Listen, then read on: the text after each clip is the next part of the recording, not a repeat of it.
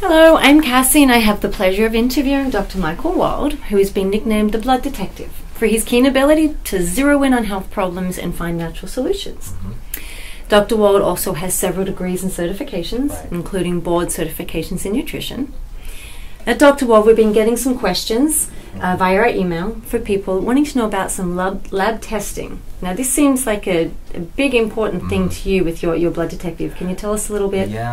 Yeah, lab testing is, of course, an essential tool used by a lot of different practitioners, not just mainstream medicine. And basically what it's for is to individualize things. So we've all had blood testing done at some point in our lives. We've had our cholesterols checked and our blood sugar and our kidney function and, our iron levels, all these different things. And they're essential for just, screening. And different medical specialists and other types of healthcare providers, they have an expertise in certain types of lab, which could be an advantage because if you have a certain health problem in a certain area, maybe seeing a specialist in that area who only knows or more astutely knows certain things.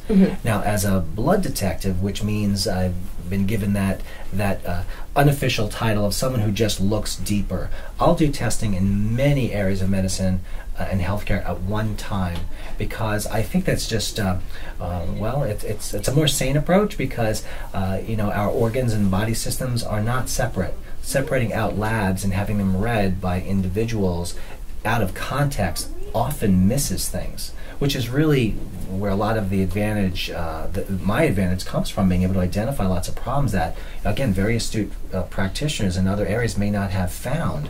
It isn't because they lack intelligence, but it may be a lack of perspective. So lab testing is a fundamental tool in medicine. Yeah, it seems you do much more extensive lab work here than what a general practitioner would do. Right. Well, in an office like ours, which is an integrated facility, we see people, as you know, they've been everywhere for years and years and years. They've seen a lot of people, so we need to find answers quickly. So we're doing a lot of intensive work very, very fast and in every area of the body. So we're developing sort of a metabolic map, of each patient, so we can see every relationship that we can. And that often leads to other testing too. But we only do testing that would give us information that we otherwise might have a hard time guessing at.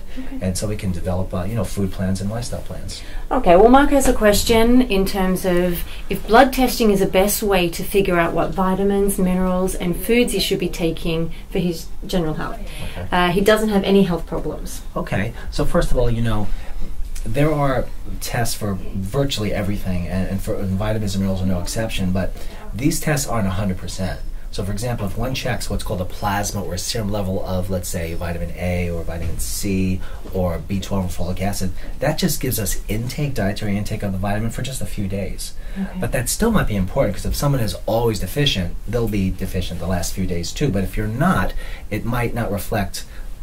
Some days you don't have a severe imbalance of a nutrient, another day you do. So serum and plasma tests are a bit limited with few exceptions. Vitamin D checked in the plasma is much more stable, so that gives us a longer term indication of need. And in the case of vitamin D, at least, the lower one's level of vitamin D, the higher the risk of dying of anything. So that's a big deal. Now here's where I'm getting at with this whole vitamin question. Because I see a lot of people that have seen other practitioners and they focus mostly on vitamin levels, mostly because patients say, check my vitamin levels, and they don't realize the limitations of tests.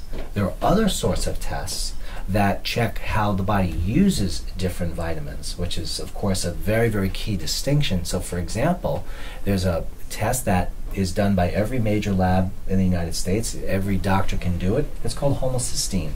So homocysteine is a toxic amino acid that's easily measured, and that tells us if a person genetically needs more B6, more B12, or folic acid. So blood levels of all of those vitamins I just mentioned, they could be normal, meaning plasma or serum levels, but that doesn't mean that the body is using them through healing processes. So if homocysteine levels are high, that means a person is not using one or more of those B vitamins that I just mentioned.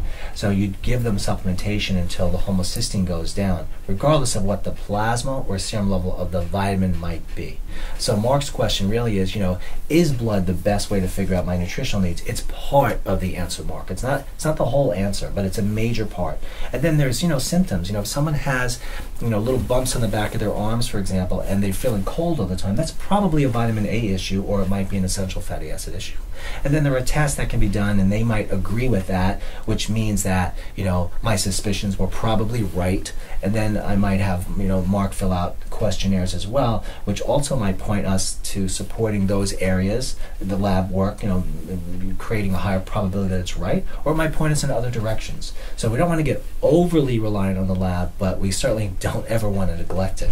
So that's your answer there, Mark. And again, as a blood detective, on our blood detective website at blooddetective.com, or the office website at intmedny.com, we have lots and lots of articles and videos on laboratory testing and the best way to figure out your nutritional needs through testing.